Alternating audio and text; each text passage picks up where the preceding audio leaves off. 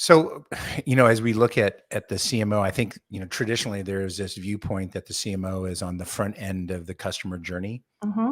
They're how do we acquire clients? How do we activate them? Mm-hmm. And then it kind of gets passed off into sales, and then customer support is out there to make sure that we don't lose them. But fundamentally, with how the world has changed so much, and now we have this incredible emphasis on CX, and not Yeah. that there hasn't been CX from the beginning of time, Yeah.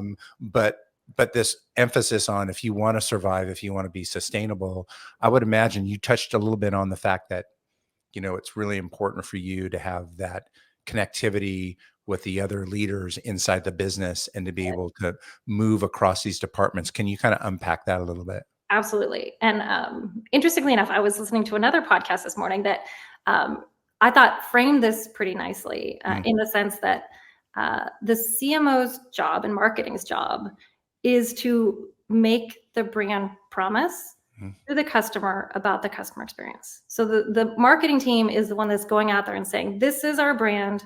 This is what we promise to do for you. But the CMO's role also after that is to make sure they're working with all of the different organizational pillars, all the other functions, to make sure that we keep that promise. And it's so important. It's so important, right? Yeah. And it's tough. And it means, and rarely, and I don't think you necessarily want one person to be responsible for that whole experience, because there are experts in different areas, but you want someone who at least is looking at it holistically and is saying, hey, from end to end, and really like in the circle that it always is, like, how is it working? How is it not working? And really putting the customer front and center. Because especially, it's funny when we're talking about what has changed in the role of the CMO. A lot has changed, but I would argue some of the most important things haven't changed, like the need to be 100% focused on your customer. You have to have the customer front and center always. And it can't be conditional. It can't be, well, we'll put the customer first when business is going well. Because sometimes companies do that. Their brand promise is only as good as, the happy, everything's going well days.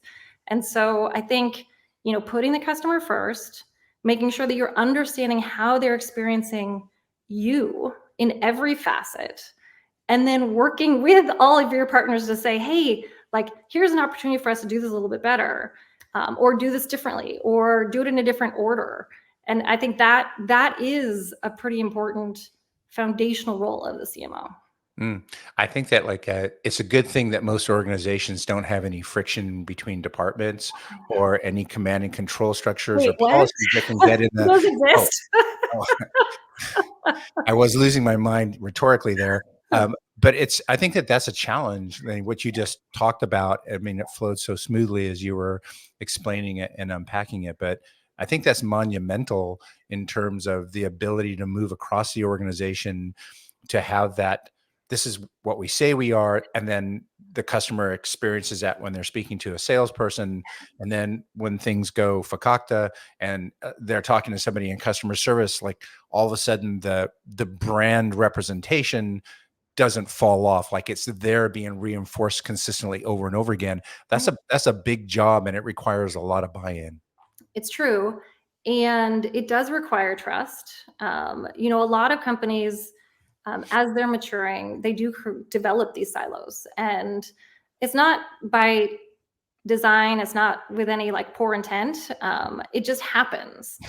And sometimes the longer a company does that, the harder those silos become to break down. But I would say this is where the CMO has to use those superpowers of building trust and building those relationships and being able to say, hey, there's a different way to do this.